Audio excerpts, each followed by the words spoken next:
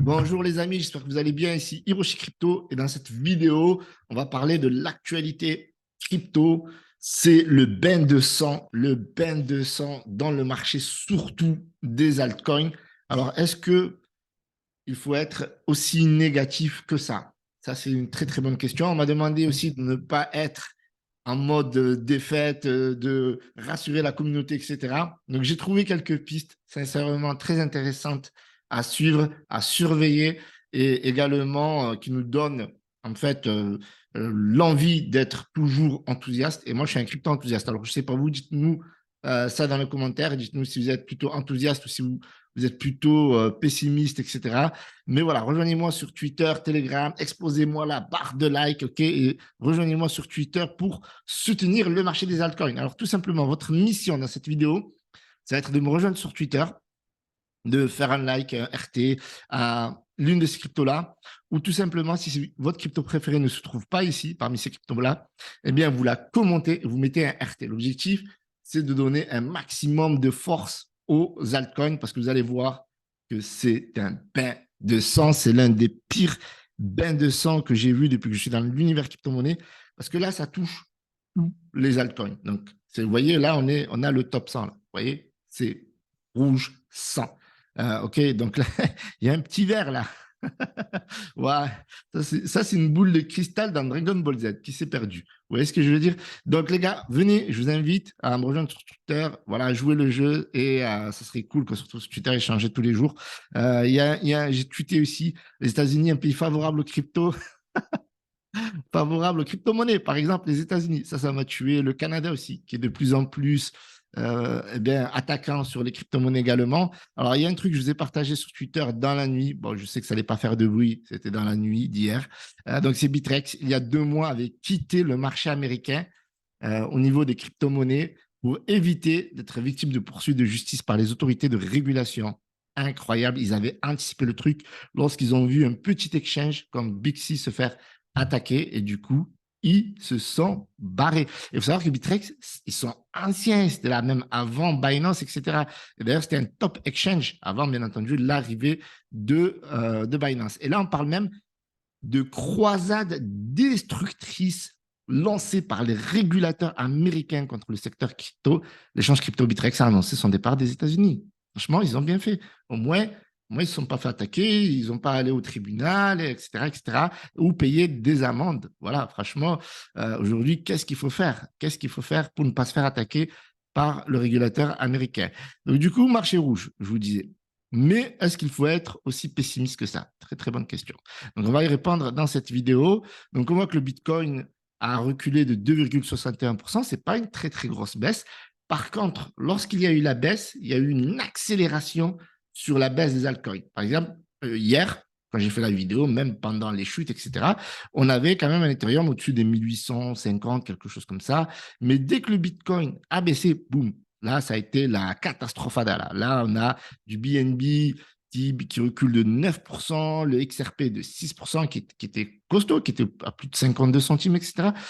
C'est toujours costaud, hein, ne faites pas dire ce que je n'ai pas dit, mais au niveau de la baisse, ça se maintenait très, très bien. On a le ADA voilà, qui perd presque 10%, le Dogecoin 11%. Pourtant, les mêmes coins ne sont pas ciblés directement par la SEC. D'accord, sauf erreur de ma part, dites-moi dans les commentaires, mais je n'ai vu aucune crypto-monnaie liée au même coin considérée comme une securities par Gary Gensler. On a le Sol qui perd 12%, Litecoin 13,65%, alors que ce n'est pas une crypto-monnaie qui est attaquée, mais comme je vous ai dit, en fait, quand le secteur est attaqué dans son ensemble, forcément, ça dépeint sur les autres crypto-monnaies. Le Matic, à un moment donné, c'était en baisse de plus de 20%. Là, c'est autour des 18,45%. Le DOT, on dit très souvent institutionnel, baisse de 9,38%. Bref, je ne vais pas vous lister toutes les crypto-monnaies parce que c'est vraiment catastrophique. Le Lido DAO, LDO, on a vu dernièrement Celsius, il déposait plus de 700 millions, donc c'est très, très solide, ça baisse quand même 16,38%. Donc en fait, moi je pense que ces baisses-là, elles ne reflètent pas l'évolution technologique du marché. C'est-à-dire qu'on a un marché dans la crypto-monnaie qui est dans la croissance, qui est positif, qui va vers de l'avant. D'accord? Ça construit énormément, la technologie évolue, elle intègre par exemple l'intelligence artificielle très rapidement. Donc, il y a beaucoup d'innovation dans ce secteur-là. Donc, pour moi, ça, c'est certes, il y a les baisses au niveau, voilà, parce que c'est une attaque vraiment qui est sanglante et qui est cash, en fait. Avant, c'était, oui, juste là, on se cachait derrière Ripple, etc. On attaquait un petit exchange par-ci, par-là, comme Bixi. Quand ils ont vu qu'ils ont attaqué Bixi, bon, il ne se passait rien. Ben, ils ont attaqué les gros. Donc, forcément, euh, franchement, aujourd'hui, vous voyez, c'est rouge partout, clairement. Ceci étant dit, moi, je reste confiant et vous allez le voir par la suite. Alors, du coup, on a Binance US, son volume qui continue de chuter aux États-Unis, bien entendu, 26%. Là, on a une hausse du volume sur l'ensemble des exchanges. J'aurais bien aimé vous dire que c'est positif, mais en fait, c'est négatif parce qu'en fait, les gens, ils se connectent sur leur exchange pour soit transformer leur crypto-monnaie en USDT, soit ben, tout simplement voilà, les vendre et passer en euros ou en dollars. On voit ici, par exemple, en volume, on a, ben, regardez ici, Tether USDT qui fait des records, tout simplement. Là, on est sur des records de l'USDT en termes de capitalisation du marché et en termes de volume. C'est juste incroyable. Et d'ailleurs, j'ai vu un tweet passer, si la SEC attaquait l'USDT, ce serait une grosse catastrophe pour le marché. Enfin, moi, je ne pense pas, parce que je pense que ben, les gens ils vont juste mettre leur crypto-monnaie soit en USDC, soit en TUSD, soit ben, en euros, soit en cash direct. Donc, ouais, il y a d'autres solutions que l'USDT. Mais l'USDT, c'est quand même la top crypto stablecoin, quoi. Donc, on a aussi autre chose. On a Lbank qui continue de croître.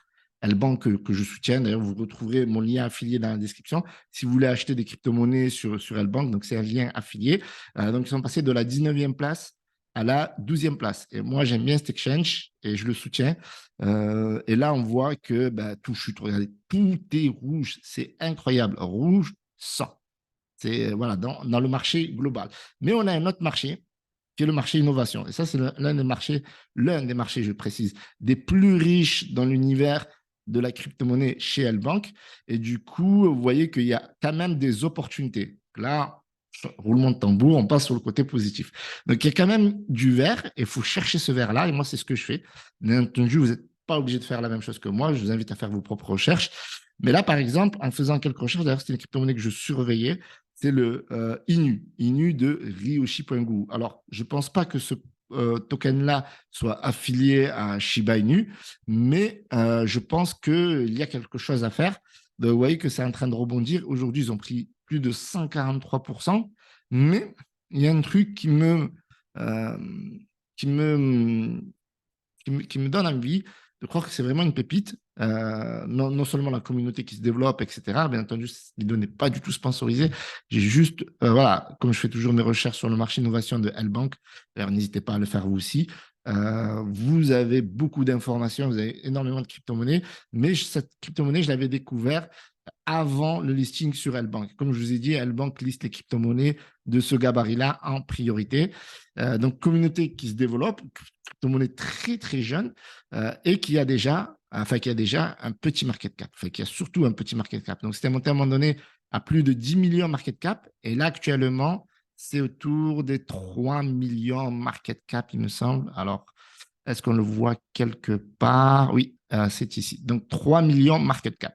Donc, moi, je pense que dans cette situation-là, donc, on a les altcoins, d'habitude, ADA, Sol, Matic, etc., qui sont en train de se casser la gueule. Et ces cryptos-là, ben, ça ne veut pas dire qu'il faut laisser tomber. Pour moi, les altcoins, clairement, DCA, voilà, après chacun sa stratégie. Et après, derrière, vous avez des crypto-monnaies comme le Inu de Ryoshiguru qui pourraient faire de belles performances. D'accord, ils sont déjà listés sur quelques exchanges, mais un des bons exchanges qu'il a listé, c'est Lbank. Voilà, je ne vous en dis pas plus. L'idée, c'était de vous apporter un petit peu de chaleur. Pourquoi pas faire des multiples, etc.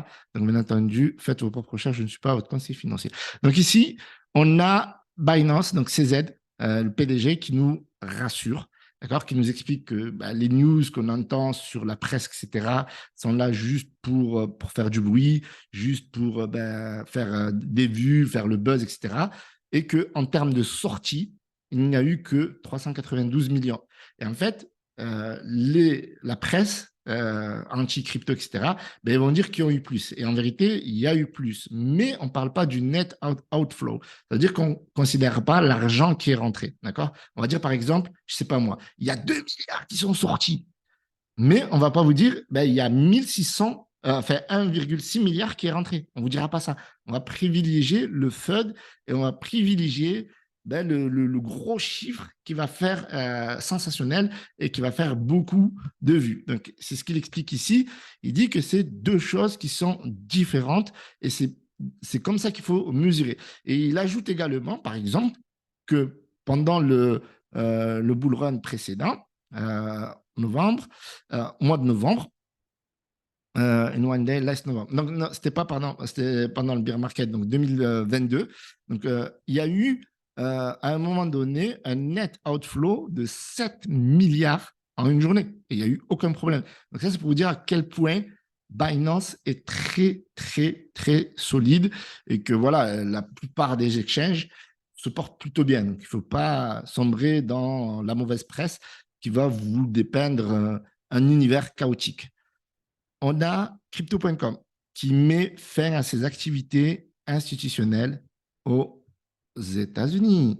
Voilà, donc terminé, pli bagage, on dégage.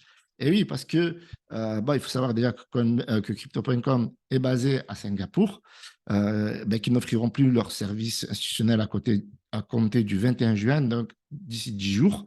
La société, elle considère que les demandes sont limitées, que à chaque fois, il faut faire des pieds et des mains pour faire lister une crypto-monnaie, un projet, parce qu'il faut savoir que voilà, le secteur institutionnel est très encadré aux États-Unis et qu'il ne leur donne pas beaucoup de marge de manœuvre. Et donc, du coup, finalement, ça ne leur permet pas en fait de travailler convenablement. Et en plus, vu que la régulation est de plus en plus stricte et négative, en fait, donc forcément, il faut partir. Les investisseurs particuliers ne seront pas touchés par cette décision. Là, voilà, il faut pas mélanger les pinceaux. Donc, il ne faut pas considérer que c'est l'exchange aux États-Unis qui quitte, mais c'est la partie institutionnelle. La décision intervient la même semaine que les exchanges cryptographiques. Binance et Coinbase ont été poursuivis par la SEC des États-Unis pour des allégations selon lesquelles ils auraient violé des lois sur les valeurs mobilières. C'est incroyable, ça, quand même. Moi, ce qui m'étonne, et voilà, juste ça pour en toucher deux mots, c'est qu'ils le font à la bonne période pour eux et à la mauvaise période pour nous. D'accord? Parce que en fait, on est en bear market. Pour nous, c'est une très mauvaise période parce que le marché est craintif. Il y a moins d'investisseurs, donc moins de personnes qui vont soutenir le marché, en fait, en cas de grosse baisse. Donc, pareil pour les institutionnels qui ne vont pas s'investir, surtout que voilà, c'est le grand méchant américain qui attaque. Et donc, le rebond difficile. Et d'ailleurs, il y a un truc qui est sympa à voir, c'est, je vous en ai déjà parlé, c'est le fameux XRP. Et le XRP de Ripple, lorsqu'il a été attaqué, pour les États-Unis, il a été attaqué au mauvais moment, en fait. Il a été attaqué à la période post-bull run, d'accord? Et ça, je pense qu'ils en ont tenu, vous voyez, à quel point ils sont très, très malins. Ils en ont tenu rigueur, en fait. Ils se sont dit, la dernière fois qu'on a attaqué une crypto-monnaie, donc le XRP de Ripple, on l'a attaqué au mauvais moment, d'accord? Et si on regarde dans mon fli, vous voyez qu'ici, c'était décembre 2020. Donc, ils ont réussi à faire baisser le cours de la crypto-monnaie de 77,29% avant que cette même crypto-monnaie ne regagne des sommets comme on peut le voir ici. Et d'ailleurs, on peut voir que la hausse, ici, si on repart du plus bas, hop, elle était vraiment, vraiment intéressante de 1049%. Donc, elle a fait x10. Donc, ils se sont dit, mince, en fait, on les attaquait au mauvais moment. On les attaquait juste avant le bull run. Donc, ce qu'il faut faire maintenant, si on attaque les cryptos, et pour faire ça bien, on va les attaquer pendant le bear market. Depuis des années, que la SEC travaille sur les crypto-monnaies, les valeurs boursières, etc., eh bien, ils n'ont jamais dit que ces crypto-monnaies-là étaient des valeurs mobilières, sauf depuis décembre 2020. Et vous voyez que avant, quand la crypto-monnaie elle a vraiment été populaire, c'était en 2016-2017, voire 2018, juste avant le bear market. Mais jusque-là, tant que le marché s'écrasait, pour eux, ils pensaient que c'était mort. Sauf que quand il y a eu la hausse avec le bull run suivant, ils ont compris que la crypto-monnaie était cyclique eux aussi. Donc ils se sont dit, si il y a une période idéale pour les attaquer, c'est maintenant, c'est cette période-là. D'accord. Donc, on a une période voilà, qui a été bien sélectionnée par la SEC, tout simplement. Alors, en bonne nouvelle, on a le PDG de Crypto.com, Chris, qui nous dit, comme prévu à la suite de l'action de cette semaine sur le front réglementaire, nous avons vu des radiations provoquer des ventes massives sur le marché. Je suppose que nous sommes dans l'étape, alors ils vous combattent.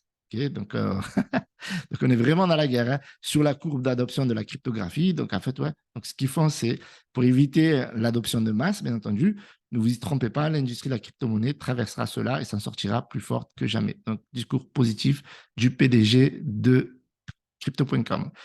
Enfin, on a une news qui est vraiment sympa. Ça vient encore une fois de là où on ne s'y attendait pas finalement. Ça vient de Hong Kong, donc en clair de la Chine, quoi, qui ouvre les portes à Coinbase, voilà, et les sociétés cryptographiques. Ils sont en train de leur dire, en fait, venez, nous, on vous accueille, d'accord, on ne vous crachera pas dessus. Donc, venez, les portes sont grandes ouvertes. On vous invite, tapis rouge. Donc, Johnny NG, membre du Conseil législatif de Hong Kong, invite les opérateurs mondiaux de négociation d'actifs virtuels à s'installer dans la région. Cela survient après que la Securities and Exchange Commission des États-Unis a ciblé Coinbase, le principal échange cryptographique basé aux États-Unis, accusé d'avoir enfreint les lois sur les valeurs mobilières dans le pays. Cependant, il a avancé que la SEC a été informée des mêmes opérations lorsqu'elle a approuvé l'introduction en bourse de Coinbase 2019. Ouais. Donc, vous voyez ce que je veux dire. Donc, fait intéressant, la SEC américaine avait mentionné à l'époque dans sa documentation que l'approbation de l'introduction en bourse ne l'empêchait pas nécessairement d'accuser les entreprises pour des violations dans les opérations. Donc, en gros, on peut inviter une entreprise à s'introduire en bourse, même si elle viole. Ça a été vraiment manifesté. En tout cas, grosse opportunité pour les exchanges comme Binance, Coinbase, d'autres, de venir s'installer tout simplement à Hong Kong.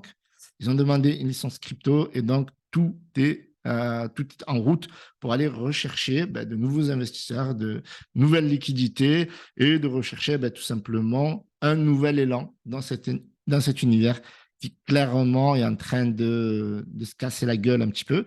Mais ça, c'est une très, très bonne nouvelle. Donc, il y a de très bonnes nouvelles. Donc, Binance est solide. On trouve des opportunités sur L-Bank. OK. CZ, voilà, nous rassure. On a le PDG de Crypto.com qui nous rassure. On a Coinbase qui va s'installer à Hong Kong et d'autres sociétés et plateformes qui vont s'installer à Hong Kong. Donc, ce ne sera pas la fin de la crypto-monnaie. Désolé pour toi, Gary Gensler. Ce n'est que le début, tout simplement. Salut à tous, c'était Hiroshi, mettez un gros pouce bleu, abonnez-vous et rejoignez-moi sur Twitter, Telegram, Instagram pour recevoir toutes les informations en temps réel. Salut à tous. Ciao, ciao.